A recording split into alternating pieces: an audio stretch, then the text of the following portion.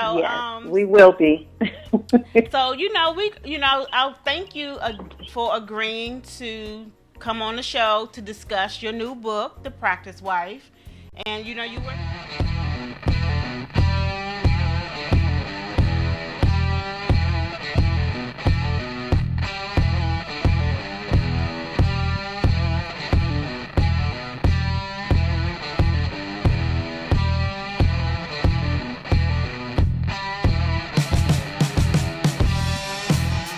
Welcome, lover. I'm the Naughtie Scribe, author, businesswoman, and your host for the next hour. This live stream is dedicated to love, sex, acceptance, and understanding the lifestyle and ultimate sensuality. Trust me, lover, the knowledge I drop will be straight, no chaser. So sit back and prepare yourself. It's about to get naughty.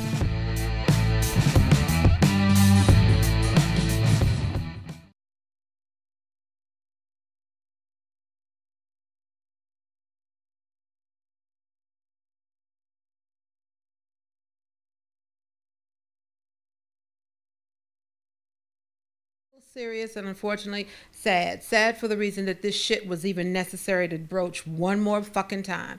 So with that, we're going to talk about sexual assault versus seduction.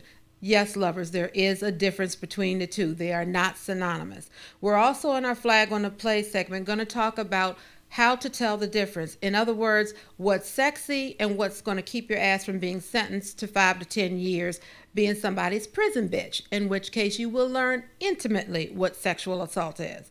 But first, we're going to start with our what the fuck moment and the Baylor scandal that's been going on. So with that... What the fuck? What the fuck? See? What the... That's why we have such a what the fuck moment. Okay, so...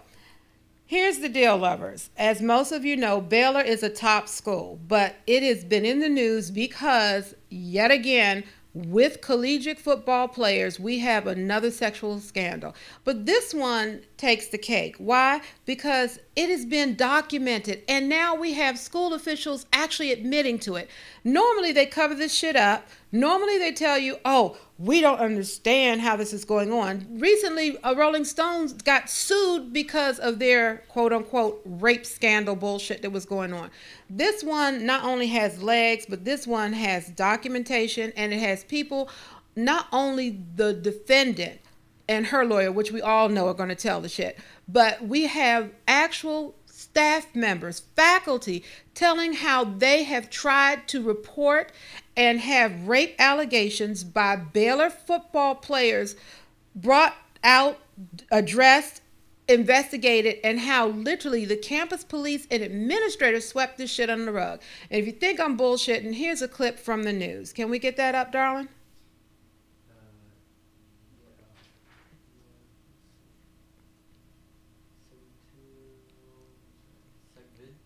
Yep, the sex assault scandal at Baylor University is more widespread than first reported. 60 Minutes Sports has now learned that since 2011, 19 football players have been accused of abuse against 17 women. Armin Katayan spoke with the senior vice president who oversees campus police. The gang rape allegedly involved football players Trayvon Armstead and Shamichael Chapman in 2013. A Waco police report stated Baylor University was contacted about the incident. Criminal charges were never filed against either player. Armin Katayan, nice to meet you, sir. How are you? Nice to meet you. Reagan Ramsauer said the Baylor campus police department he oversees had a history of bearing sexual assault complaints that came to them. Here it is. You'll notice here, Baylor University was contacted as part and parcel of the investigation of this incident report. Nothing ever happened for well over a year. Just wondering what happened there. Was there an investigation, and if not, why not? You have a police report. It was a police report. I suppose it stayed with the police department. It never came out of the police department. That was a significant failure to respond by our police department. There's no doubt about it. Victim blaming would be one answer. The other answer, I'll go back to it, is protecting the football team, protecting that brand. I don't believe that was at all the reason. I really think that it was probably feeling like And whether or not, I don't know what was said if they did talk to the victim. I don't. Well, they did talk to the victim. There's no question. It's a detailed police report. Right. There was a Title IX case that was actually opened up. We opened that up, and that was when I learned about it. And at that time, we took the appropriate actions, and eventually he was found responsible. Eventually he was, but in 2014, Trayvon Armstead was all Big 12 tight end. That would be true. Patty Crawford has years of experience investigating sexual assaults, but nothing she said prepared her for Baylor. In your mind, who is responsible? Was it institutional failure, right up to the highest levels of Baylor? And I'm including the border regions? Absolutely. There were a lot of people like me at the university that did not want these things happening and were fighting for it, but they didn't have the power or the authority, and they were not heard. That is institutional. Baylor prides itself on its Christian values and creating a caring community. But our investigation found a culture where victims who came forward found themselves blamed for violating the university's code of conduct, Scott, which prohibits drinking and premarital sex. Armin Katayan for us tonight with an in-depth investigation. Armin, thank you. You bet. Armin's full investigation will be on 60 Minutes Sports premiere tomorrow night on Showtime. Now, you saw that for yourself, lovers. This was a clip from 60 Minutes with one of the officials who oversees the campus police.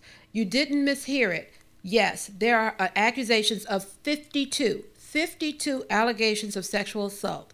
In this particular case, with this particular victim, who is known as Elizabeth Doe, obviously to protect her identity, which is done with a lot of rape cases, it came out that in this particular case, their knowledge of not one, not two, not three, 17 females, 19 football players who are accused of raping them, not all at one time, but from 2009 until I believe it is 2015, just about a year ago. Not only was this swept under the rug, meaning all 17 of these women went to their campus police at Baylor. The police not only discouraged them from filing charges when it included football players. Now, let's be clear about that. Not all rape allegations were swept under the rug. Specific ones that involved the football program, they were protected. 17 different women came out. It'll come out in a court what their names are and what the situation were, involving 19 football players, and none of these motherfuckers were ever arrested. None of them were questioned. Most of them went on to play college and were being scouted for the pros. In addition to which, not only this enrages me, you have to forgive me. I have a college age, well, my daughter was college age. The idea that this shit might have happened to her, that she might have been victimized, and because her assailant could throw a football and run some yardage, he would be excused for the bullshit that he has done to her, and that the police, those who are supposed to protect and serve, not only discouraged her from filing, but they actually made allegations against the victims. So if you were a student at Baylor during this time and you were assaulted and you went to the police would actually cite you for drinking because you were at a party if it happened, which a lot of them did, or you were involved in immoral activity that violates the code of conduct for the school. So in other words, if you were a victim and you had the courage to come out and try to face your accuser and try to get justice for the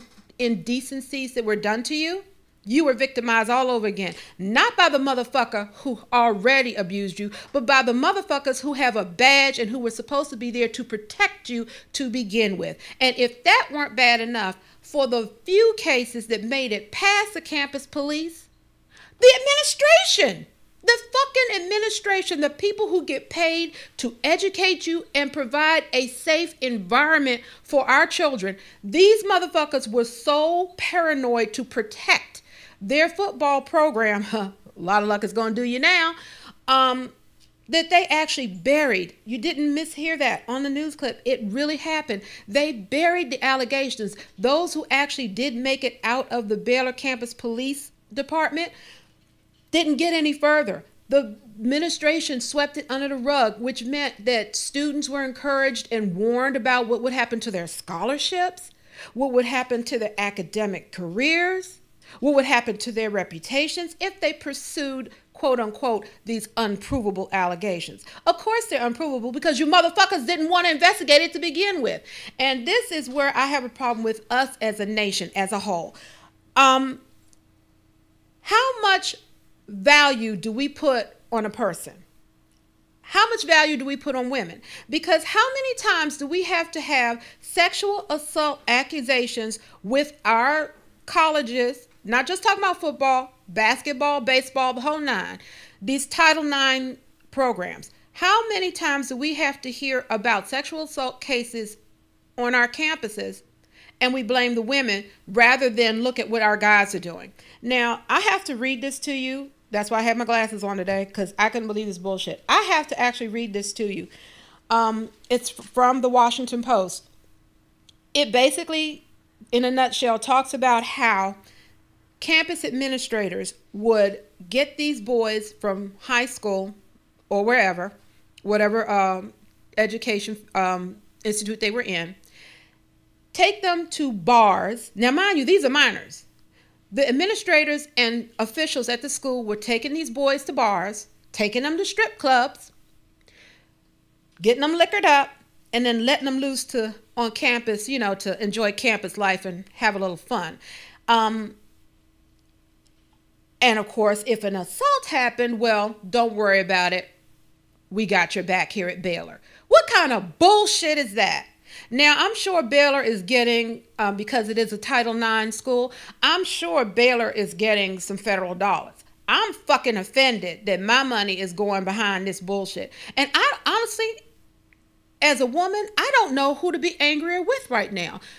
I'm pissed off with these boys who had everything handed to them, who were given the opportunity to really come out, up and coming, probably getting a pro, get their name known, be in a damn good school, well, up until now, a damn good school on a sports scholarship, who fuck it all up for this bullshit. Or am I equally as angry with the police and the administrators fucking adults? We ain't talking about teenagers in there or young adults in their 20s and 15 or whatever, however they made it there. We're talking about grown-ass people, people in my age, in their 50s, in their 40s, who are experienced educators, okay, who were supposed to be there to protect these children. And instead, they're sweeping shit under the rug. Now, here's my test. It's not hard. Imagine your mother, your daughter, your sister, your niece, okay? Put them in these young ladies' situation. I'm going to tell you now, especially from where I live, if somebody fucking said something wrong to my daughter and her cousins and brother found out about that, somebody's getting their ass whooped. Somebody will be drinking their meals out of a straw for disrespecting a female in their family. Yet somehow that seems to change for some folks when you can run a ball or if you can shoot some hoops. I never did understand that. Right is right and wrong is wrong. It doesn't matter what the fuck you do for a living. And always remember this, lovers. What's good for the goose is good for the gander. Karma is a bitch, because what we accept as a society for others will be acceptable for others to do to those we love. So you're going to have to keep that in mind when you hear scandals like this. Here's one that really just blew me a fuck away. Baylor would appear to be the mother of all preferential treatment cases. Title IX compliance officers at the school have said they fielded a landslide of complaints of sexual assault by football players. One staffer told ESPN a third of reports she heard involved the team, only to be obstructed by school administrators. So we're not talking about one or two cases here or there. We're talking about a third of all rape cases were literally sidelined by the administrators themselves. And this is of those that actually made it out of the campus police department. And then you have the head of the campus police on the clip act as if he didn't know there was a fucking police report about the rapes. Lovers, I'm done. This is some fucking bullshit. So again, if you get a chance, watch the clip. It's on YouTube. It's on CBS. 60 Minutes. I'm telling you, if you have if you're just a decent human being, but especially if you have a college age female in your family and you love them, and if you have a young male in your family, especially if he's into sports of any type, you need to watch the whole interview, because it is alarming what some people will do for the sake of money and the sake of sports. With that, we're going to take a quick break and we'll be back in one.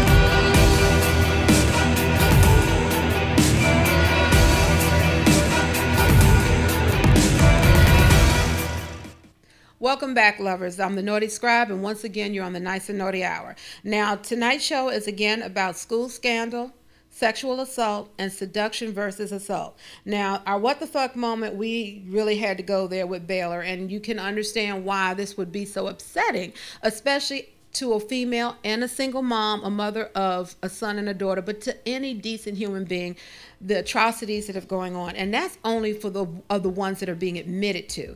They're accused of 52, but right now they've admitted to 17 cases. So one is too much for me. And of these cases, lovers, please remember in the article, it does cite that of these cases, 5 of them involve gang rapes. And this is what's been pushed under the rug.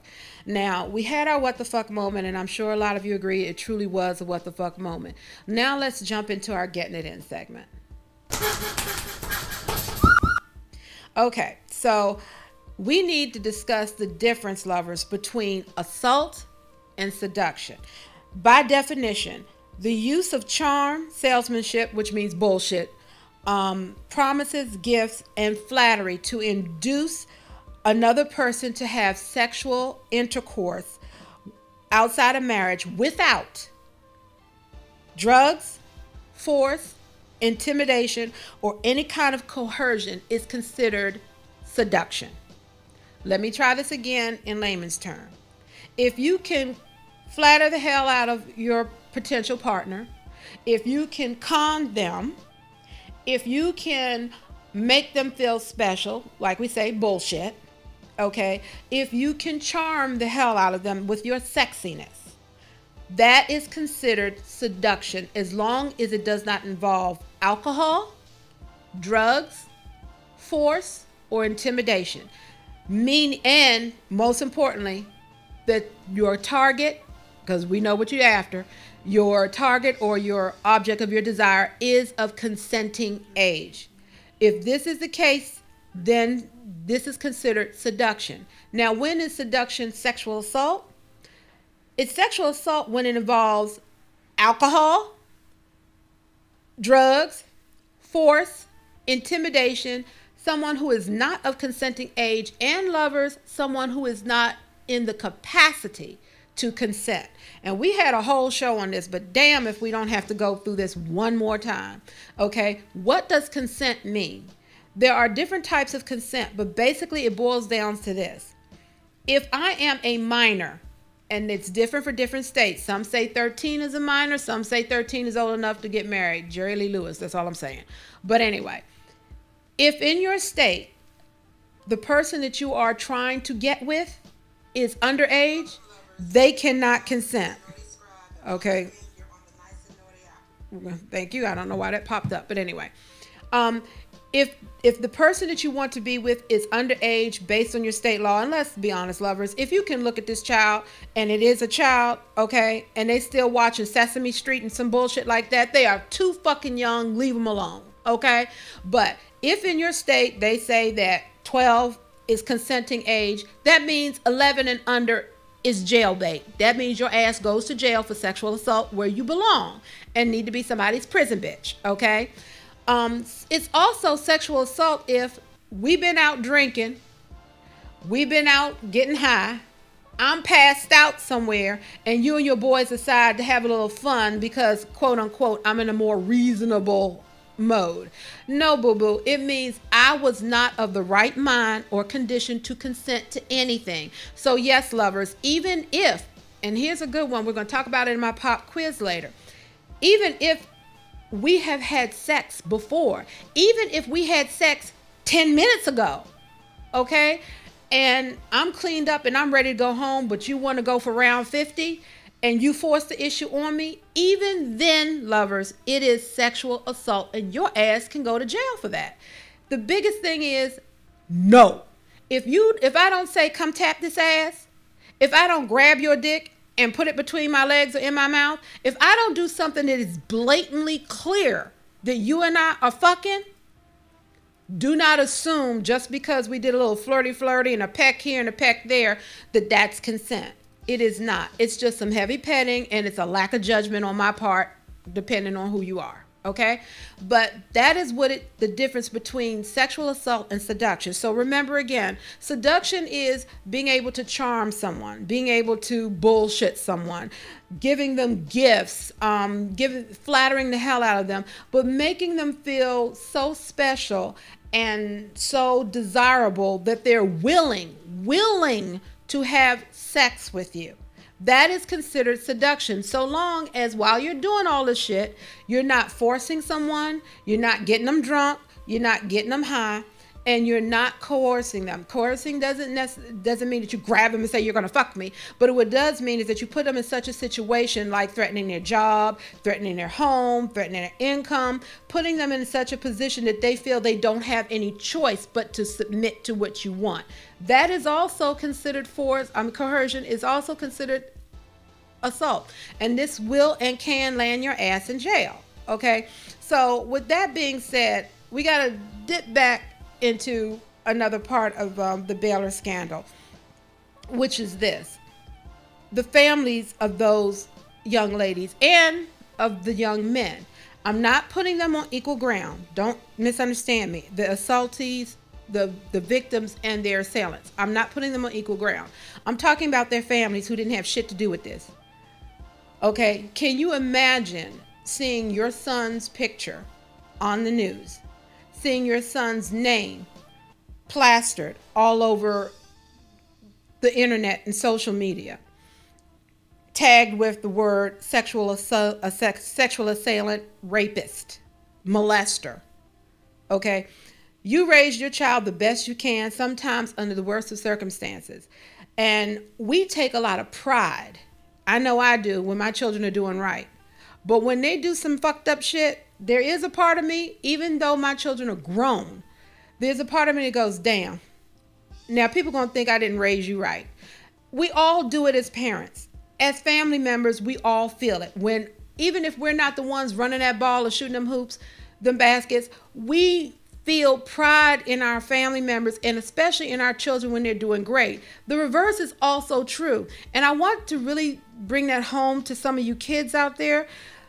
What you do does really affect us too. It's not just you. When you do something that is stupid, it affects us not only in the embarrassment it causes to us too, but also who's going to be there if your ass is going to jail? Your mama and your daddy.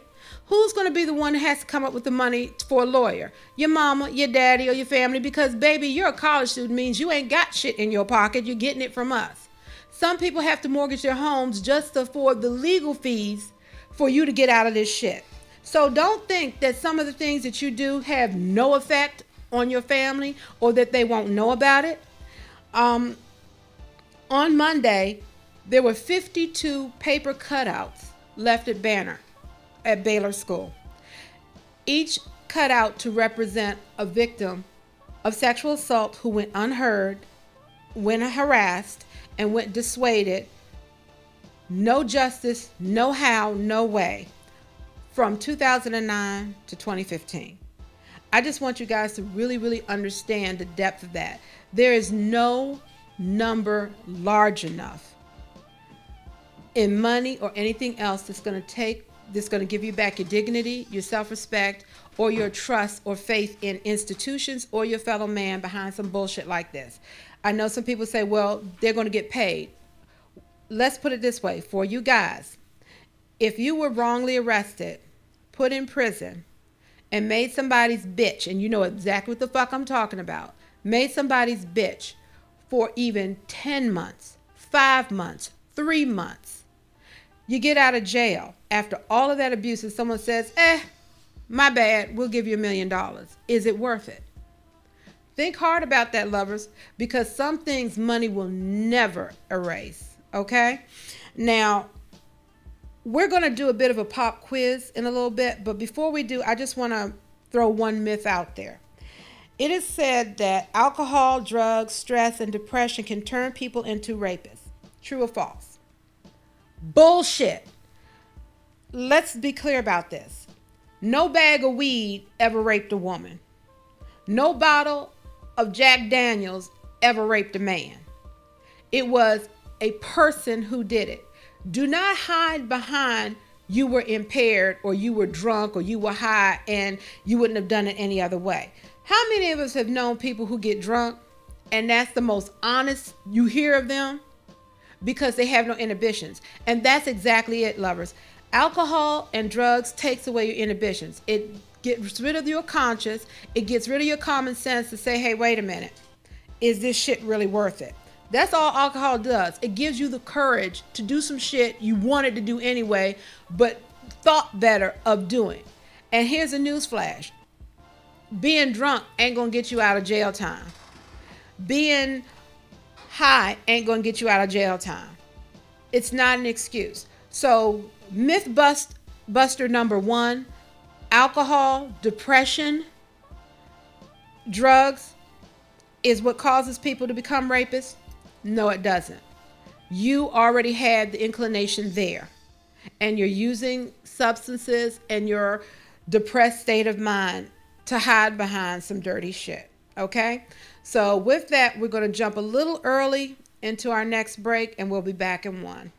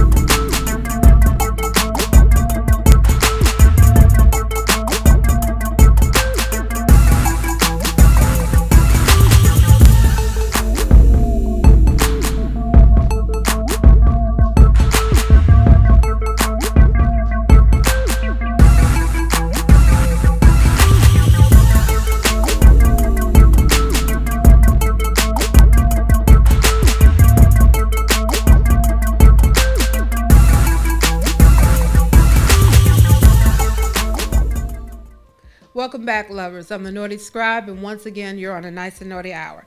Now, again, tonight's show is about school scandal, the Baylor rape scandal that's been going on in the news. It's about the difference between sexual assault and seduction. And I will tell you, as most of you who've been watching the show know, I have a little group of friends that I bounce ideas off of, and we just kind of get into these little, after hours, brainstorming. I can't believe you said some shit like that. Oh, you know what? That sounds cool. Let's do a show on that. So, I have my little group. So, hey. But that being said, when this broke in the news, I was amazed at, and I love you guys, at how on point, in my opinion, my people were. There was no excusing it. No explanations, no nothing. Everybody felt that if this shit is true, and again, Even these boys are entitled to due process. That's how our system works. We don't go out and stone people first. We actually do ask questions, try to get as much information. And let me say this, because I know some of my guys out there are hopping mad on this one. Yes, there are females out there who will lie. There's no getting around it. So ladies, I'm sorry. We're going to have to talk about that too. There are some females out there who will lie about rape allegations. But they're not lying because they were raped. They're not lying because they were not raped. They're lying to get back at a motherfucker that they feel has used, abused, or hurt them. Is that an excuse? Fuck no. And as far as I'm concerned, if you willingly and with malice, not a confused state, but if you willingly and with malice accuse somebody of rape, your ass deserves to go to jail too. Now that's how I feel about it. As a mother of a son, if some bitch accused him of some shit and we were able to prove that he did not do it, you should not be able to skate with ruining his life and his reputation. You need to pay a price for that. That being said, when a woman says that she has been assaulted, I am leaning on her side first and foremost until you prove her wrong. Why? Because too many times in our history in law enforcement, unfortunately has shown it, in criminal justice, even now, that when a woman says that something was done to her, what she was wearing comes into play. How many lovers she's had comes into play. Whether she's a good girl or a bad girl comes into play. But funny how none of that shit comes up when the man is being accused. We don't ask how many lovers did he have. We don't ask if he was wearing briefs or boxers. We don't ask if he came with a caseload of condoms or not. We don't ask if he's been drinking or not. We don't ask if he's a good Christian boy or if he's a good Muslim boy or a good Jewish boy. We don't ask those questions of him when it comes to sexual assault. But we do want to make sure that if the young lady doesn't walk across water, if she isn't as pure as Caesar's wife, then maybe in some way she should have known better, had it coming, or invited it on herself. It's a fucked up mentality, but it scares the hell out of me how pervasive that it is. And here's the thing that's even scarier. It's not just men who think that way. I have heard women say, yeah, look at how that bitch was dressed. What the fuck does that have to do with anything? You have a right to say no. And that right has to be respected. And if it's not, then I'm sorry, lovers, you're going to pay some time for that. Now, with that, we're going to bust some other myths about sexual assault. So why don't we do our flag on the play? Okay, lovers. So I went to this fantastic website for rapevictimsadvocates.org. It's rapevictimadvocates.org. They have a cheat sheet that I think everybody needs to download and study the hell out of, because this is based on law. But you will be amazed at some of the preconceived notions that individuals have when it comes to sexual assault. So with that, we're going to start our pop quiz. Sexual assault is an act of lust and passion that can't be controlled. Again, sexual assault is an act of lust and passion that can't be controlled. Actually, that's a myth. Sexual assault is about power and control and is not motivated by sexual gratification. So again, lovers, it's not about getting off. It's not about how sexy or how horny you're feeling. It is about humiliating and forcing your power or feeling empowered over another individual. Sorry to say it. So for anybody who's out there thinking that rape or sexual assault is about lust and passion, it's the first thing from the truth. Let's go to our next pop. If you don't fight back, you must have wanted it. If you don't fight back, you must have wanted it. Lovers, this is one of those that, as a human being, bothers me the most. Everyone deals with tragedy and trauma in different ways. I have met people who never shed a tear at a funeral, but cry like babies at a wedding. I have seen people who at a scary movie, a really shocking moment happens where I'm screaming my ass off because Jason popped out of a condom-shaped birthday cake and killed everybody in the room. I'm screaming my ass off. The person next to me is laughing their ass off, scared shitless, probably scared more than I am, but their way of dealing with trauma is to laugh. So do not assume that if someone tells you they have been victimized and they're not acting in a way that you think they should be acting, that they can't be telling the truth. That's the furthest thing from the truth. Everyone internalizes and everyone deals with trauma in a totally, totally different way. Some things that would make me angry might make someone else calm because they're determined to be reasonable and not let their temper flare in order to get through a situation. So again, lovers, just because someone doesn't fight back or doesn't cry and get hysterical does not mean that they weren't telling the truth and that they weren't assaulted. Let's go to the next one. A lot of victims lie about being raped. A lot of victims lie about being raped. In all actuality, lovers, according to the crime statistics and to most sexual assault advocacy groups, only 2 to 8% of people actually lie about being raped. Again, only 2 to 8% of those who accuse individuals of raping them are lying about it. In fact, every year, and this is another scary notion, almost 300,000 cases of rape and sexual assault happen every year in the United States. 300,000. Sexual assault cases with children as young as 12 to people who are in their 80s and 90s happen on a regular fucking basis. They have broken this down, and that's another scary thing, to almost a rape every 107 seconds. That's like a little over a minute and a half, lovers, that somebody gets raped in the United States. So just keep in mind, if someone tells you that they've been assaulted, that they've been molested, that they have been touched in a way that's not appropriate, err on the side of caution and compassion for them. Don't have to go out there and convict somebody of being guilty, because there are cases where they may not be. And we did say 2 to 8% of people do lie about it. But the majority of people who say they've been raped, they're not lying. And then you have to think about it this way. Who the fuck wants to really lie about something as traumatic as that? Okay, let's go to our next one. A person cannot assault their partner or spouse. A person cannot assault their partner or spouse. Lovers, this one I have personally had to deal with. Just because we are married, just because we are living together, just because, again, we might have been getting it 2 seconds ago, I do not give up my right to say no or yes. It is still my right to do so. Putting a ring on my finger or us being in a committed relationship does not give you the right to decide for me that we're going to have sex. And that's regardless of what our relationship is. But especially if you are married or if you're in a committed relationship, you can be raped. And yes, lover, you can, your wife, your boo-boo, your baby can have your ass arrested, and you could be spending time in jail for forcing something on a woman who maybe 10 or 20 minutes later or maybe the next day might be in the mood. So again, you can be charged with sexual assault of your spouse or of your mate and your partner. Okay, let's go to the next one.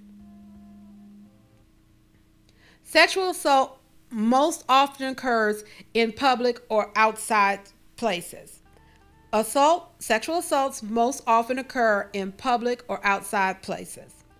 Here's a newsflash, lover, and I'll be honest with you, this one shocked the fuck out of me too, but it makes sense.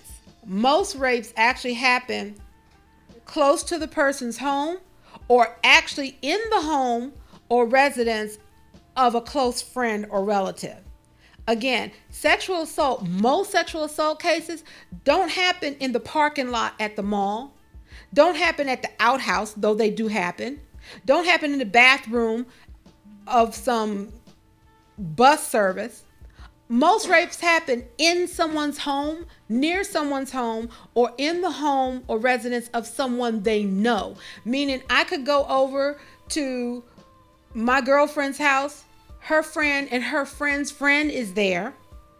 They go out to take the trash and this motherfucker jumps me, because it's a matter of convenience and opportunity. So don't think that the only place someone can get raped is outside of their house or outside of their comfort zone where they feel safe.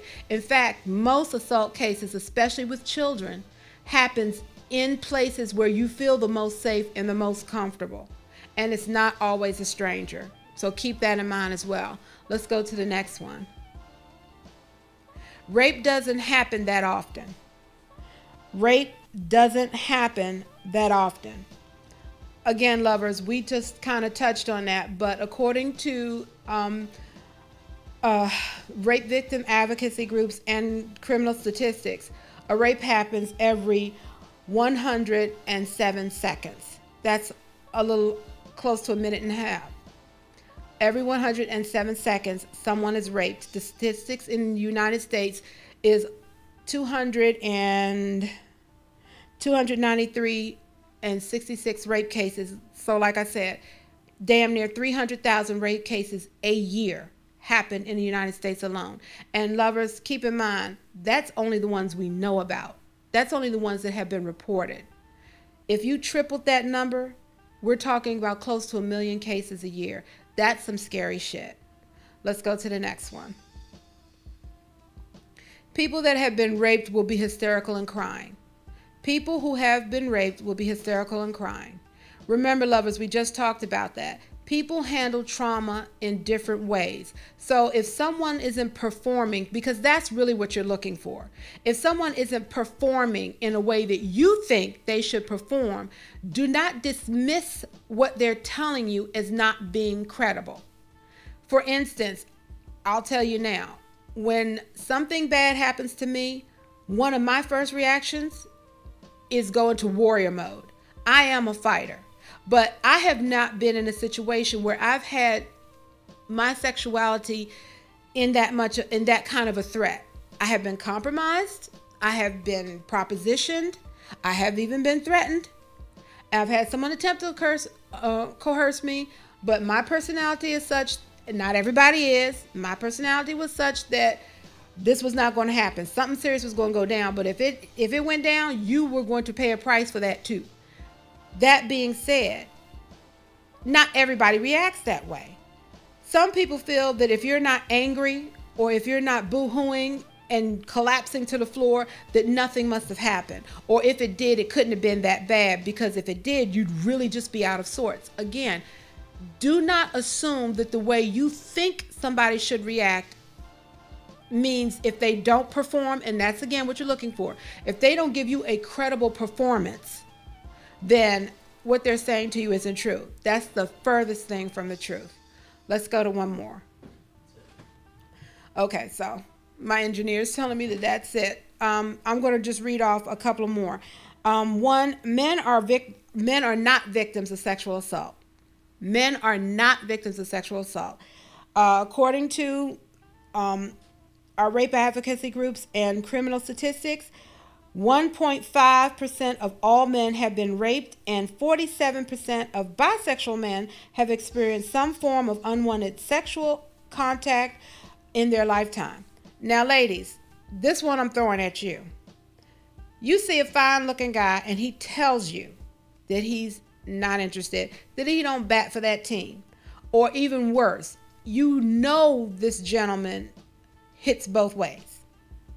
You decide that if you push up on him hard enough, if you get him hard enough by touching him in certain areas where you have no business putting your hands, that you can bring him over to your team. And not only can you bring him over to your team, you can bring him over to your field. Ladies, here's a news flash for you. Just like a guy who walks up to you and puts his hand down your bra without permission can get arrested for sexual assault, your ass can be arrested and charged with sexual assault for putting your hands on a man where you ain't got no business putting it without his permission. It don't matter if he reacts. It don't matter if she reacts. This was another statistic that to me made common sense, but it amazed me how many people thought differently. If a man gets hard because you brushed your hand against his crotch, it doesn't mean he wants to fuck you. It's a natural reaction. It happens. Men, If you force yourself on a woman and you think, oh, she's nice and wet, so she must be into it.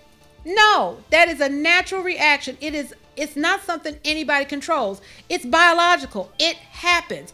Guys, how many times have you been sitting in a room at a board meeting, minding your business, and Mini-Me decided he was ready for some action, or he decided to make his presence known?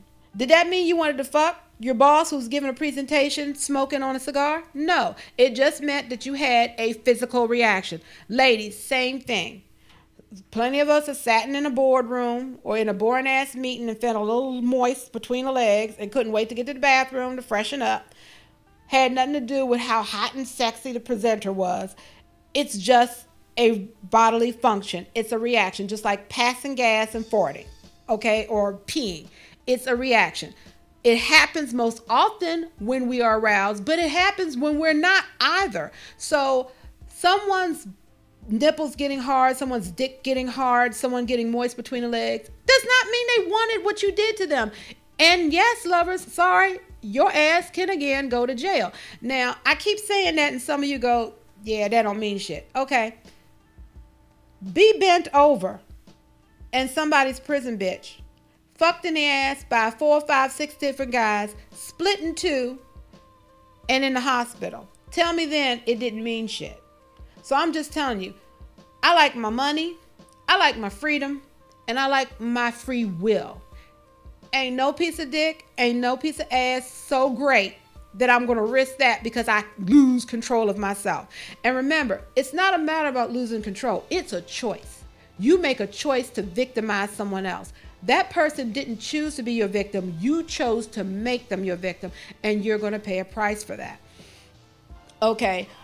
One more, and then we're going to go into a quick break. This one is another one that kind of surprised me because we talked about this before, and because, you know, I love my sex workers. I think certain things should be legalized. That's just how I feel about it. To me, certain things are victimless if everybody's consenting and you have that contract that everyone's meeting. You get this, I get that, I give you this, you give me that, you did your part, I did my part, you go away, I go away, everybody's happy, okay? Prostitutes cannot be raped because they are selling sex. Prostitutes cannot be raped because they're selling sex. Bullshit! Just because you are a prostitute does not mean that you give up your right to say no. And that's the part that I really just don't get. It is not okay to rape Sister Matthews in the first pew. And it's just as not okay to rape the hooker on the corner leaned over somebody's car. Here's the difference, lover. She didn't ask you for it. She didn't invite you. Just because someone is selling sex or selling their body, selling pleasure, that is a choice that they make. And yes, because it's a choice that they make, they have to pay the price for that. But paying the price for that is not being raped. Paying the price might be having loose booty because you done 80 men in a day. Venereal diseases if you're not careful. Didn't say you deserved it, just saying that those are consequences of it. But one of the consequences of being a prostitute is not being raped. You do not have the right to do that. And if in your state she's committing a criminal act, guess what? Both of you can go to jail. She can go to jail because she was caught hooking. You can go to jail because you raped her after she was hooking. So again, prostitutes cannot be raped is bullshit. You do not lose your right to say yay or nay. And if you, again, choose to make someone your victim, because that is what you're doing, lovers.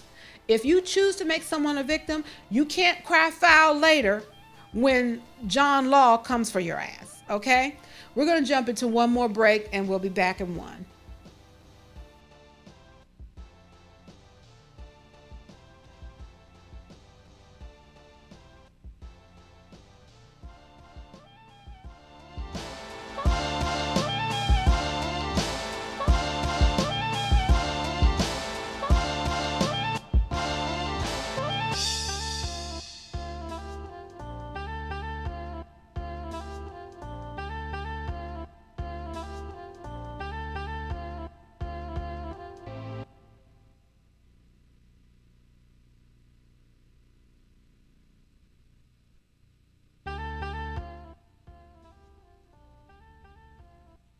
Now, tonight's show has been about the school scandal in Baylor. It's been about the difference between sexual assault and seduction. We all love to be seduced. We all like to do a little seducing, but sexual assault is never okay, and it's never the fault of the victim. So let's be very clear on that. It is never, ever the fault of the victim. The assailant or the raper or the molester is the one that chose that action and chose who to do it to, and they're the ones that are going to have to own it. The person that they have victimized did not ask for it, did not want it, in most cases didn't even see it coming. So again, in cases of sexual assault, in cases of rape, the victim is not under any circumstances at fault. That being said, we're going to jump into our naughty news.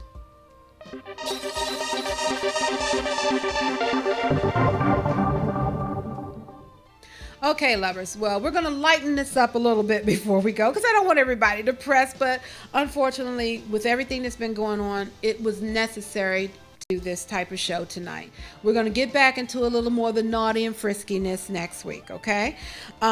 First off, we talked about the black bag giveaway, in this case, the dance pole or the stripper pole that Mama Naughty is giving away.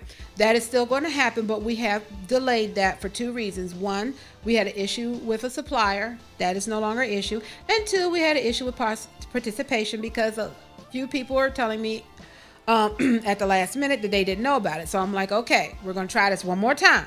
So we're delaying the black bag giveaway of the dance pole. We're going to blast it out all over the place. We're going to put it back up on the site. And if you don't sign up for it this time, too bad. If only 5 people enter, we're going to pick from them 5. So there is a slight delay on the black bag giveaway, but we are going to continue with that. For those of you who were asking about the second book that I'm working on, well, actually 3, but Sinful Boys, the first 4 chapters of Sinful Boys is available for download with a free little nice naughty bonus if you download it. How do you get it? Go to any digital supplier and download Naughty Notions. Naughty Notions, my first book, is now a perma-free, which means there's no charge for it. It is permanently free. Download that book, read it, enjoy it, but inside it, you're going to see a free download and a free bonus for Sinful Boys and a Nice and Naughty Boutique discount. So you want to make sure that you do download the book. And if you're a member of most of the email sites like Free Booksy, on February 6th, look for me in your newsletter. Also, the crime trilogy, Pay the Piper, I am finalizing that one. That's going to be out by March, I want to say.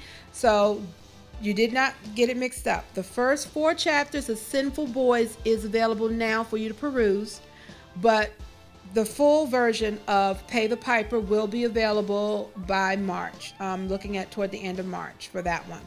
Also, do not forget that it is not too late to turn in your lyrics, your rap, your songs for the Nice and Naughty Hour. Remember, Listen Vision Live, WLVS Radio, is going to donate 5 recording hours to the artist who is chosen. For those who are not chosen, you will still be featured on a compilation disc, in addition to which your music will be played during the breaks of the Nice and Naughty Hour. Now, the winner, however, will be featured for the whole hour. We're going to talk about your music. We're going to talk about where you're going with it. We're going to show little clips of your production process or whatever it is, but that hour for the winner is going to be all about you. So remember, it is not too late to contact Jeremy Beaver at Listen Vision Live. That's Jeremy Beaver at Listen Vision Live to get more information on how and what format to submit your work in. Don't worry, lovers, you don't give up your copyright to your music, but it's a great time to get featured and an awesome package of 5 recording hours in a professional studio with engineers who can really make your shit sound even more the bomb than it is, okay? So with that, lovers, that's going to wrap it up for the Nice and Naughty Hour, and remember, life's nicer when it's naughty. Good night.